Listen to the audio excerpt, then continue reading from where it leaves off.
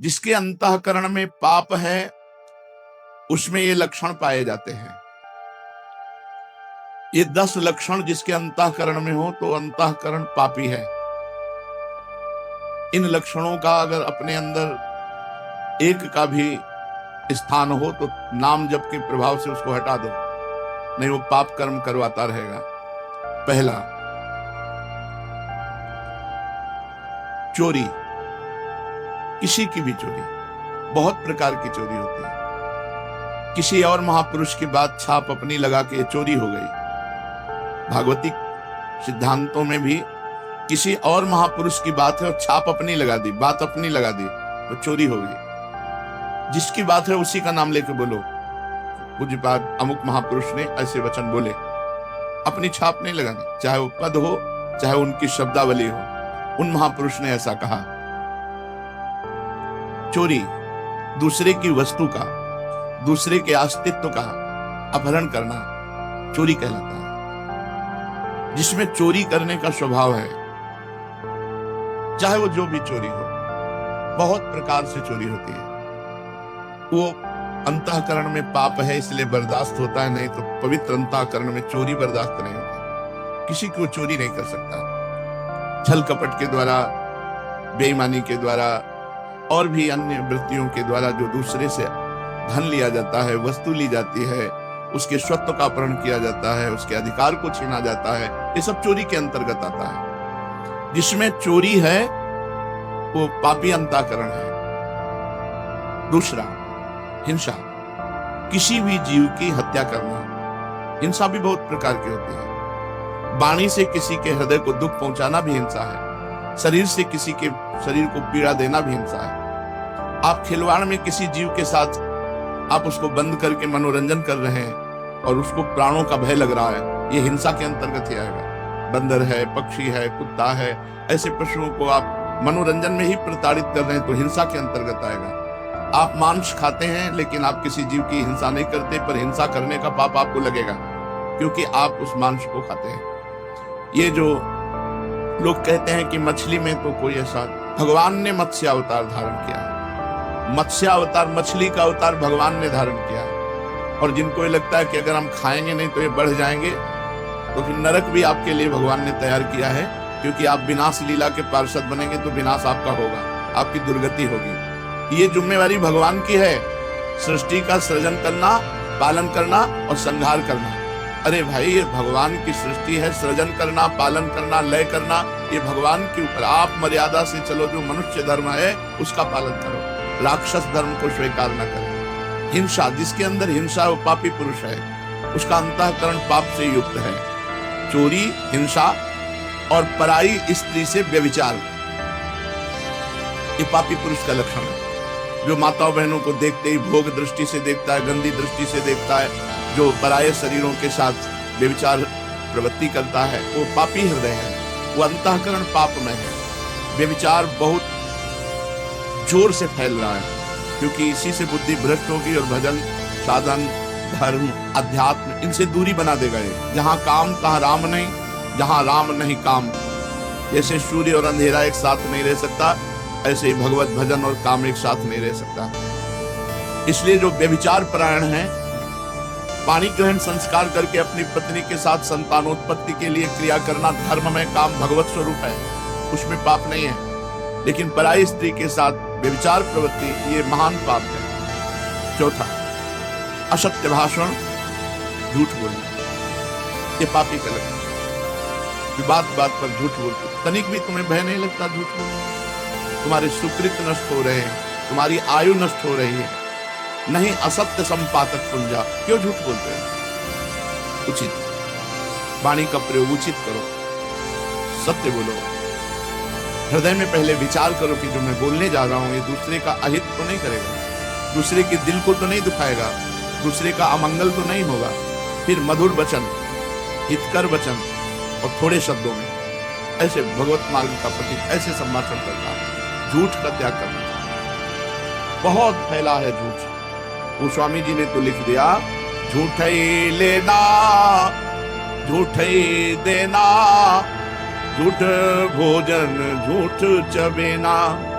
जिसकी देखो वो झूठ पे ही चल रहा है। आओ कुछ खा लो, नहीं खा के आ रहे हैं, बिल्कुल नहीं खाए। झूठ बोलने का एक ऐसा बात को सजा करके बोले, झूठ बोलकर देखो हम निकल गए। कहां से निकल गए? तुम माया ने फंसा लिया, निकल कहां से गए? तुम्हारे पाप एकत्रित हो रहे, तुमने पाप किया, झूठ बोला। पर आज कलिकाल का इतना प्रचंड तांडव है कि कोई ये समझ ही नहीं रहा कि व्यभिचार पाप है, झूठ बोलना पाप है, हिंसा करना, मांस खाना ये पाप है, चोरी करना पाप है, ये समझ ही नहीं रहा। खुले मार्ग में एक महिला जा रही थी, ऐसे जंजीर तोड़ करके गिरा और लोग देख रहे हैं। मतलब लोग ऐसे देख रहे, कोई वीडियो बना रहा है, कोई देख रहा है। ऐसा लगता है इन लोगों की आंखों का पानी मर गया है, इनमें मनुष्यत्व ही नहीं रह गया है। अरे मनुष्यत्व हो तो अपने प्राणों की बाजी लगाकर रक्षा करनी चाहिए।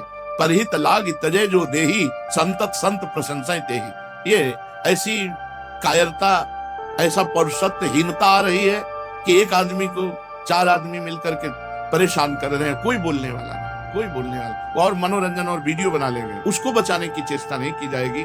एक आदमी का एक्सीडेंट हुआ पड़ा है, आदमी कार से निकलता है, खिड़की खोली, वीडियो बनाया, चल गया। ऐसी पशुता आती जा रही है, स्वार्थ वृत्ति आती जा रही है। क्यों? क्योंकि पाप हृदय में विराजमान है। 5वां, चुगली करना।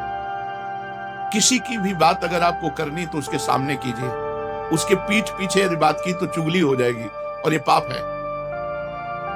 किसी की भी बात करनी तो उसके सामने कीजिए और उसको संबोधन कीजिए, आपने ऐसा किया, आप इसको सुधारिए, तो वो तो हितकर बात हो जाएगी। लेकिन उसके पीछे चले जाने के बाद जब उसकी बात होती है, उसे चुगली कहते हैं और वो पाप होती है। प्रायः ये भी हम पाप नहीं समझते हैं। जहां वो गया देखा गए, बस उसके पीछे उसकी बात निंदा करने लगे, उसकी बात करने लगे, वो चुगली होती है। यही सब भजन को न करने देते हैं, न बढ़ाने देते हैं, न पचाने देते हैं। यही पाप प्रवृत्तियां जिनको हम सावधानी से त्याग नहीं पाते, ये हमारे भजन को छीन करती रहती है। 6वां, पराये अधिकार को अपने में लेने की चेष्टा। किसी की जमीन, किसी की वस्तु, किसी की बहुत चालबाजियां। क्या करोगे? मर जाओगे। ये सब बांध के ले जाओगे, खोपड़ी में बांध के, खोपड़ी भी यही फोड़ दी जाएगी तुम्हारी। एक कपाल क्रिया होती है, वो उसमें श्मशान में होती है, जलती हुई लुखाठी से सर को फोड़ा जाता है। जिंदगी भर खोपड़ी लगाते रहे संसार में, तुम्हारी खोपड़ी फोड़ी जाएगी, अंतिम में खोपड़ी भी फोड़ी। जैसे मंदिर में खेती लगी है, जमीन लगी है, उसका अन्न धन आप स्वयं अपने प्रयोग में करें, बुजुर्गों ने लगा दिया, इसके बाद आपने अधिकार में अपने ले लिया, ये सब पाप का लक्षण है। कभी किसी की इंच भर जमीन, 1 रुपया, 1 दाना भी लेने की कोशिश मत करो तो आनंदित रहोगे। लेकिन बस किसी तरह माया का ऐसा क्षेत्र बढ़ा है, बस किसी तरह बस अहंकार की पुष्टता होती रहे। 7वां, पराया अनिष्ट चिंतन, अनिष्ट करना। कुछ लोगों का स्वभाव होता है, जो मैं चीज पसंद करूंगा उसे चाहे मैं मर जाऊं लेकिन दूसरे को देने नहीं।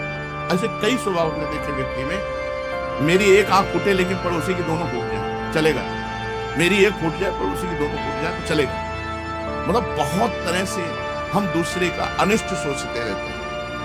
धन्य है उनका जीवन जिनके जीवन में किसी का अनिष्ट सोचने की बात नहीं। प्रायः अनिष्ट, पड़ोसी से पड़ोसी के व्यापार, दुकान वाला पड़ा, सामने दुकान वाला, ऐसे आसपास वो अगर मर जाए, अगर उसका अनिष्ट हो जाए तो मैं खुशी हो जाऊं, मैं सुखी हो जाऊं, ऐसा चिंतन, ये पाप का लक्षण है, पापी अंतःकरण का लक्षण है। 8वां, बोलने में अश्लीलता, अश्लील भाषण, गंदी बातें। जब देखो तब गंदी बातें कर दो, गिरी गिरी बातें करना, नीच बातें करना। अरे बात करनी है तो सच्चिदानंद भगवान की करो, सिद्धांत की करो, गीता भागवत की करो, हितकर बात करो। अश्लील गंदी बातें क्यों बोलते हो? पापी पुरुष का लक्षण होता है अश्लील संभाषण करना। पूज्य बाबा ने कहा यदि नाम जप करता है, अश्लील भाषण करता है तो नाम जप का कोई प्रभाव नहीं होता। और 9वां, असंबद्ध प्रलाप, बेमतलब का बोलने का स्वभाव। ऐसे लोग पाप हृदय होता है, इसलिए ऐसे बोलते रहते हैं, असंबद्ध प्रलाप। और 10वां, अभिमान। मैं बस वो अभिमान था, ये पाप का लक्षण। जब निष्पाप हो जाओगे तो धन्य हो जाओगे।